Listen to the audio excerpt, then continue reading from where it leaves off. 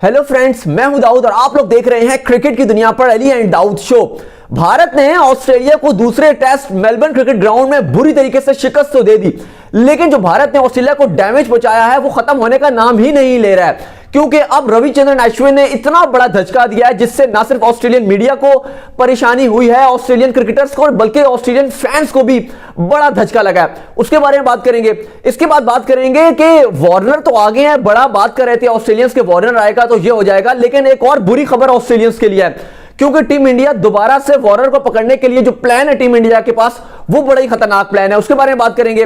रहाणे के कुछ बड़े बड़े रिकॉर्ड्स हैं जो उन्होंने ऐसा कैप्टन जो है वो बना दिए हैं ऑस्ट्रेलिया में, उसके बारे में बात करेंगे। इसके बाद बात करेंगे कि ऑस्ट्रेलियन मीडिया और ऑस्ट्रेलियन जो प्लेयर्स थे बहुत मतलब ओवर हुए थे, भारत की जीत को मानने को तैयार नहीं थे, बड़ी लेम एक्सक्यूजेस कर रहे थे, लेकिन फाइनली वो प्रेस करना स्टार्ट हो गए हैं और वो अब तारीफें भी कर रहे हैं। काफी प्लेयर्स के स्टेटमेंट्स आए हैं, रिकी पॉन्टिंग का भी बाद में आया है, पैट कमिंग्स का आया है, माइकल हसी का आया है, और भी बड़ी चीजें जो आपके साथ आज के शो में शेयर करेंगे। उससे पहले अगर आप हमारे चैनल पर पहली बार आए हैं, सब्सक्राइब लाजमी कर दीजिए और मुझे भी इंस्टाग्राम में फॉलो कर लें, वहां पे मैं मौजूद हूं, आपको डिस्क्रिप्शन में लिंक मिल जाएगा, और फेसबुक में मैं लाजमी जो है फॉलो कर लें, सारी आपको क्रिकेट की अपडेट्स जो है वो मिलती रहती हैं।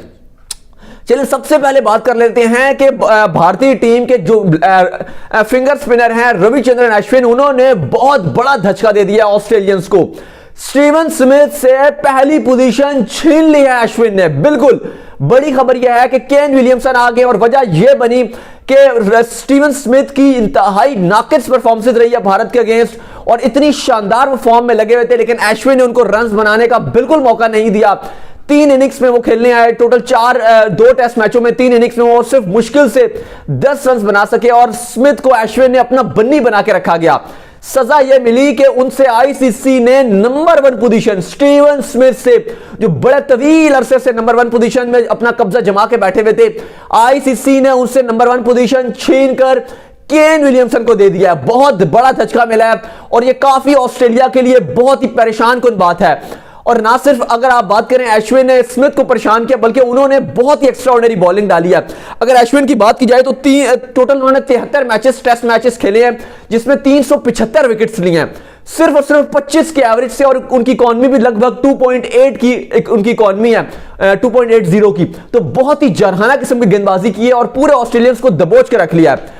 साथ ही अगर बात की जाए तो ऑस्ट्रेलियंस इससे पहले बड़ा उछल रहे थे, उनकी मीडिया बड़ा शोर मचा रही थी कि वार्नर आ रहे हैं। पहले उन्होंने कहा था जी कि स्टीवन स्मिथ ने जब नहीं कर सके, उन्हें पता चल गया कि ये फ्लॉप हो रहे हैं, तो उन्होंने कहा जी कि तीसरे टेस्ट में वार्नर आ रहे हैं। कल से वो बात कर रहे थे वार्नर आ रहे हैं, वार्नर ये कर देंगे, वार्नर वो कर देंगे, वार्नर पता नहीं क्या कर देंगे।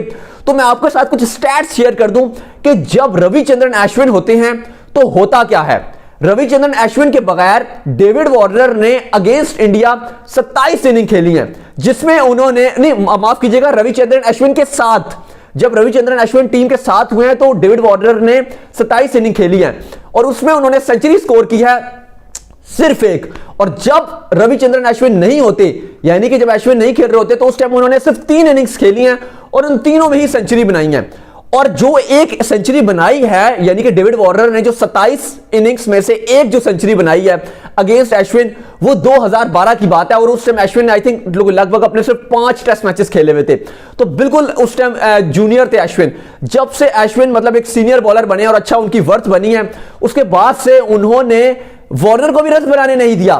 तो मैं तो अब ये सोच रहा हूं कि अब ऑस्ट्रेलियन मीडिया या ऑस्ट्रेलियन जो फैंस हैं वो क्या प्लान बनाएंगे, क्या मतलब बहाना बनाएंगे, क्या लेम एक्सक्यूज बनाएंगे, क्योंकि वार्नर भी कुछ नहीं कर सकते और जो फिंगर स्पिनर होते हैं वो तो वैसे ही लेफ्टियों का रोना, मतलब लेफ्टियों के लिए वो मौत साबित होते हैं। और आप ये कह सकते हैं कि अश्विन जो है वो इन अदर वर्ड्स अगर आप बोले तो अश्विन तो फादर ऑफ आप कह सकते हैं लेफ्ट हैंडर्स, क्योंकि लेफ्ट हैंडर्स अश्विन के अगेंस्ट वैसे ही रन नहीं बना पाते।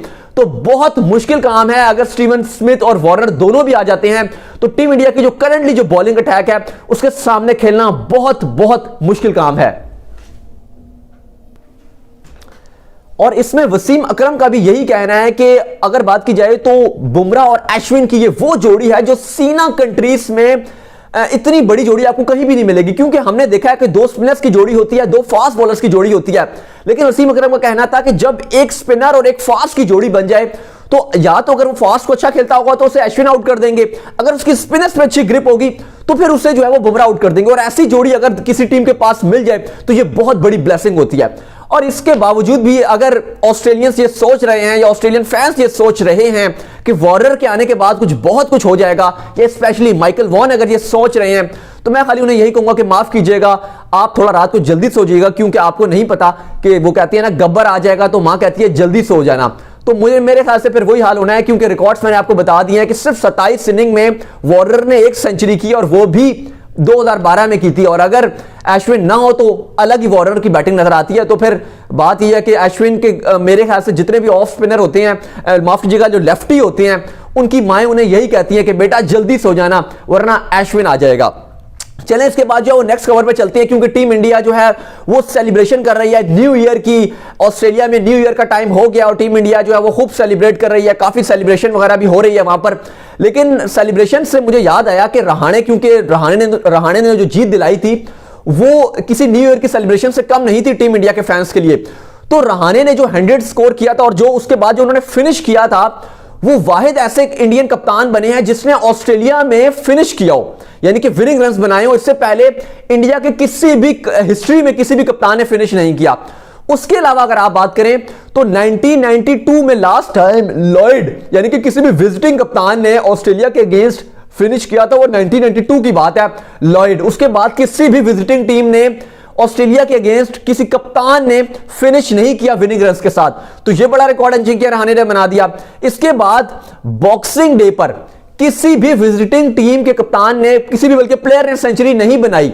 तो यह भी रहाणे के पास एजाज है MCG में, मेलबर्न क्रिकेट ग्राउंड में। तो यह भी रहाणे के पास कप्तान एजाज है। इसके बाद बात की जाए तो किसी भी विजिटिंग कप्तान या किसी प्लेयर ने अगर MCG में जो सेंचुरी बनाई है वो मोहम्मद यूसुफ ने 2004 में बनाई थी लास्ट, और अब रहाणे ने बनाई है।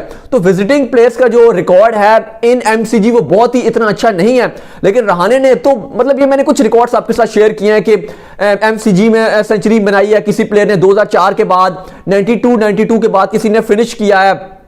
मतलब ये वो रिकॉर्ड्स हैं जो मैं आपको बता रहा हूं। इसके अलावा बहुत ज्यादा रिकॉर्ड्स हैं, जो स्टैट्स हैं जो टीम इंडिया ने ब्रोक किए हैं और रहाणे ने जो है वो उसमें अपना अहम किरदार अदा किया है।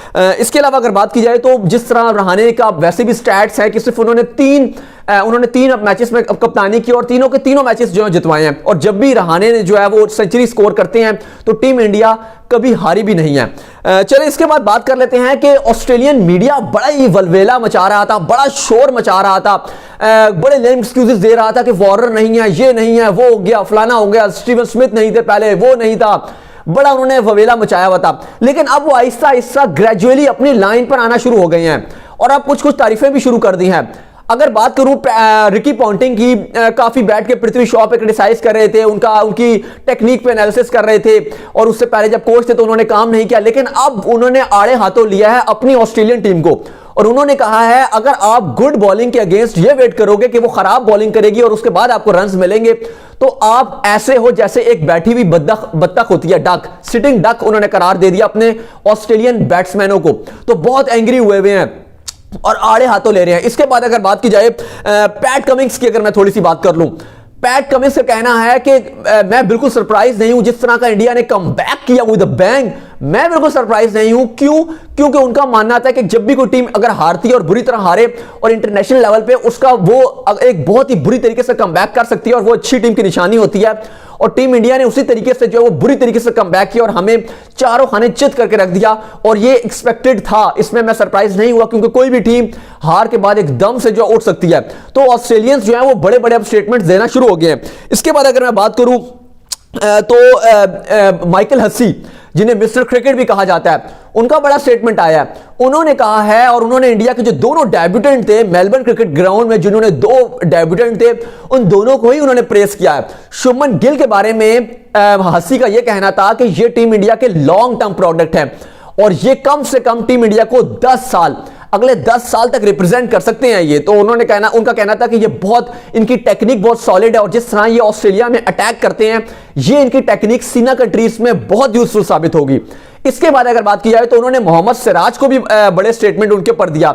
उन्होंने कहा कि जिस तरह सिराज बॉलिंग करते हैं, ये अटैक करते हैं, इनकी जो अप्रोच नजर आती है बहुत ही अग्रेसिव अप्रोच है, और सिराज ने जिस तरह की बॉलिंग की उन्होंने सबको इंप्रेस कर दिया। हम ये उम्मीद नहीं लगा रहे थे कि एक डेब्यूटेंट इतनी अच्छी गेंदबाजी करेगा, लेकिन बहरहाल बहुत ज्यादा प्रेज उन्होंने किया और उनका यही मानना था कि दोनों डेब्यूटेंट ने टीम इंडिया को एकदम से जो ऊपर से उठा के रख दिया। और वाकई सिराज ने 5 विकेट्स लिए दोनों इनिंग्स में मिलाकर, शुभमन गिल ने दोनों इनिंग्स में जो है वो शानदार किस्म का स्टार्ट दिया।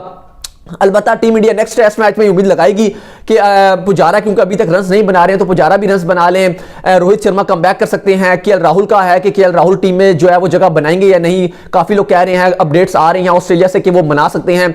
इसके अलावा अगर आप बात करें तो न्यूजीलैंड की टीम की बात करें तो उन्होंने ये डेकेड जो है वो नंबर 1 टीम फिनिश की है।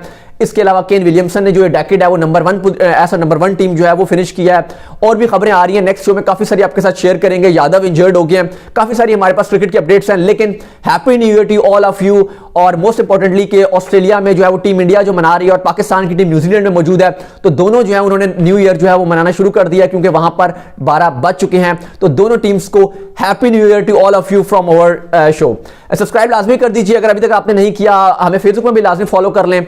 सो टिल देन, बाय बाय।